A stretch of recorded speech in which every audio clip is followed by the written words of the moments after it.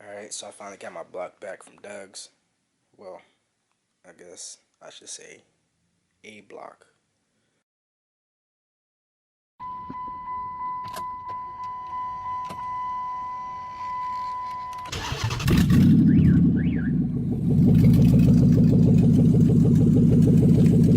Alright y'all, so remember how it was running like crap? We checked the coils, checked the spark. Turns out it was the fuel pump, which we went to the junkyard earlier and took out of the junkyard truck that we took one of the engines from. Well, took the engine from. Took the pump out of there, dropped the tanks, took the pump, the best looking one anyway. Brought it back, actually put the pump in the car, got everything situated, and the pump didn't turn on, so then we had to splice the wires. Still didn't turn on. Turns out he had a bad connection in one of the splices that he made. Fixed that, turns on. Reason that the pump went bad was because the car had been sitting for so long, it got covered and caked in mud, and there was a whole bunch of water in the gas tank, as well as fuel, which was not even that much. It was more water than anything, as well as mud. So a lot of the sediments and the contaminations that was at the bottom of the tank went through the filter, clogged the filter, and was causing us to get a lack of fuel. We checked the fuel pressure and we were sitting at 42, 44, 42, and we need to be at least 52, 56, 58, which is way too low. So that's where we're at with this. We just finished it again because we had to drop the fuel tank again, and we're about to go get some gas. So let's go.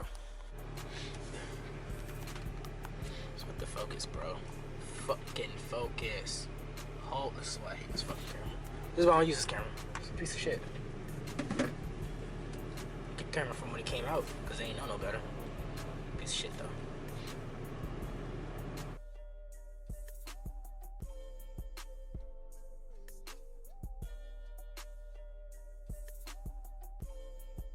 I hate this fucking camera, bro. It's like the worst for this.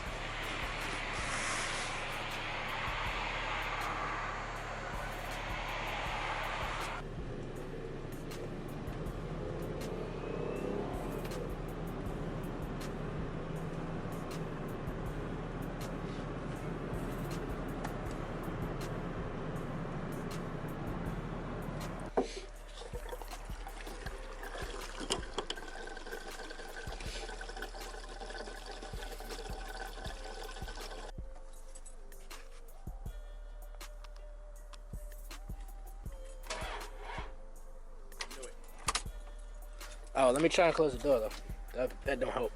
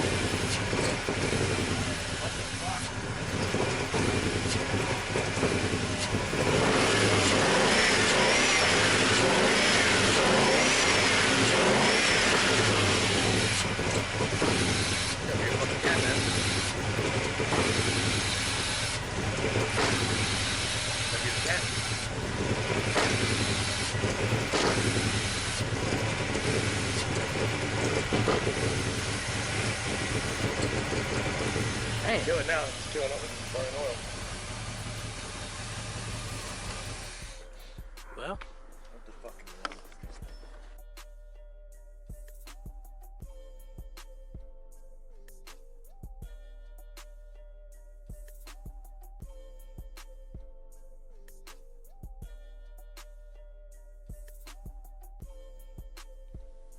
boy, this is about to be one hell of a turnout. pistons, crank's been turned, cam's been redone, balancer, got the long tube headers of course, the shorty wires, push rods, lifters, valve springs, valves, seats, timing cover, water pump, everything's been redone. The block, however, has also been redone, but there's a slight difference, and it's not only the color. Guess we got to see what type of power it puts down, because according to this block, those lifters, those are stock. That cam, that's a minor upgrade. So I think that should pretty much tell y'all what it is. So I'm gonna go ahead and take all this back down, because it's not gonna look this pretty.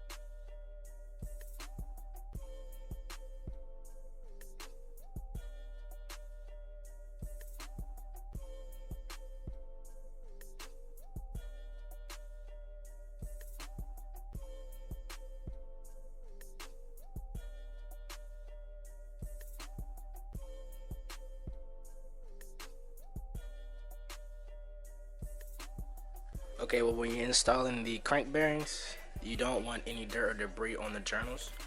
So what I'm doing right now is I'm taking a little paint thinner, a little simple green and stuff like that, and just wiping it out.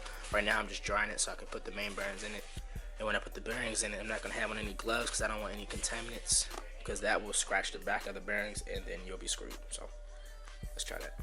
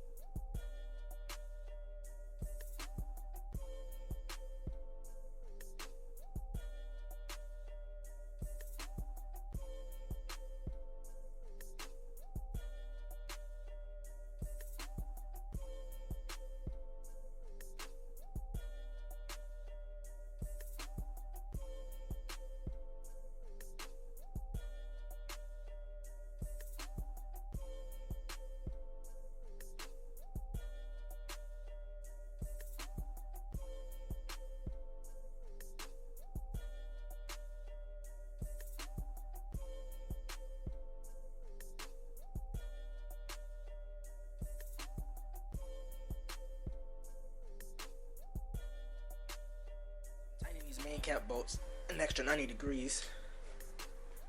So, oops.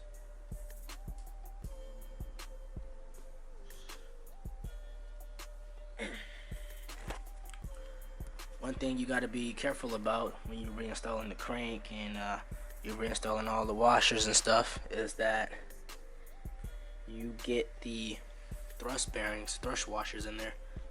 You see right there, that's a thrust washer. That second lip, that's a thrust washer. And there, that's another thrust washer. They're completely different side to side.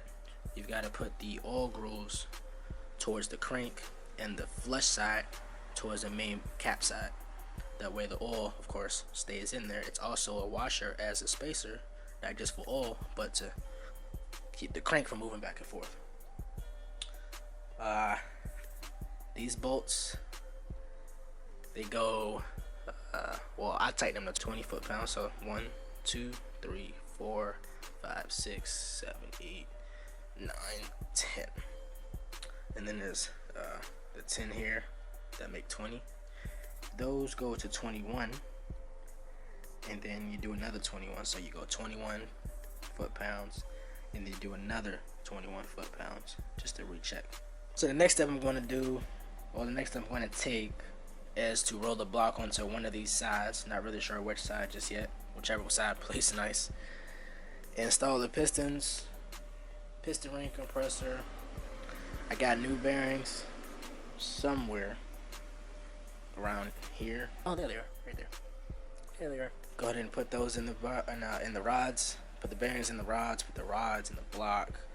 Tighten those down. Torque those down, and then probably put the oil pan on, the oil pan gasket, RTV it, along with the oil pump, gears, and everything like that. Put all that together at the same time. That way, there's no misalignment or confusion. And the rear main seal. I'm gonna show you how to put the rear main seal on without the cup that comes with it. So when you order it, there's a cup that comes with it. It sits in the middle of the gasket itself, and you slide it over the crank. But I'm gonna show y'all how to install that without the cup. Alright, let me explain another thing to y'all. During this entire process, if you don't pay attention, it is very, very easy to make a mistake. It's very, very easy to misalign something, force something down, break something, crack something, snap something. It's also easy to mix up bolts because there's a lot of bolts. I mean, as you see on the crank alone, there's 20. Then for the oil pump, you got 4. Timing cover. For timing plate, you got 3. For the torque converter, you got 6. I mean, for the lifters, you got 4. It adds up. So you just gotta make sure you keep track of everything. If you need to take stuff out of bags to label it, you need to take stuff and put it on like a sheet of paper, or wrap them up, or a specific corner, side of the table. Should probably do that. But it is very, very easy to get this mixed up. But I haven't. But I'm gonna show you about this rear main seal real quick. Now I'm not going to move the block. I'm going to leave it right where it is, but I'm going to bring the rear main seal to the block. So let me move all of this stuff out of the way and pick it up and show y'all how to put it on. Normally, if you're looking at the block from the back, or if the engine's installed, it sits this way. Gasket, make sure the gasket is nice and flush, which, because I've been moving around, mine's moved a little bit. Make sure that's nice and flush. Make sure it's not peeling off the edges, because if so, you're going to probably need to get a new one, or at least I would assume so. You don't need to RTV this, so don't worry. If you're worried about it leaking from there, the RTV, unnecessary. What you need to be worried about is this here circular part where the crank goes. The most common problem is that when people put them on, they pinch it. Well, what happens when you pinch it is that the oil now has a passageway to come out from the block, down the back of the bell housing, puddle up, and then spill over, and you'll forever have a leak.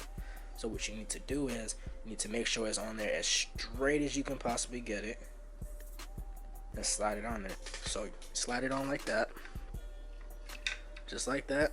And let me put the camera down and show you how to do it. It's gonna be a little weird for me because I'm doing this upside down, but it's all the same. Alright, so here's the rear main seal, here's the crank. Put it on, and you slide it. And once you see that it's starting to fold or buckle, that's when you start to use your finger to kind of like help the seal, pretty much. You want to get it from the crank, the wrinkle, the crinkle, whatever you want to call it, the crease, the fold, the roll. You don't want it to roll. That would be your biggest issue with reinstalling this.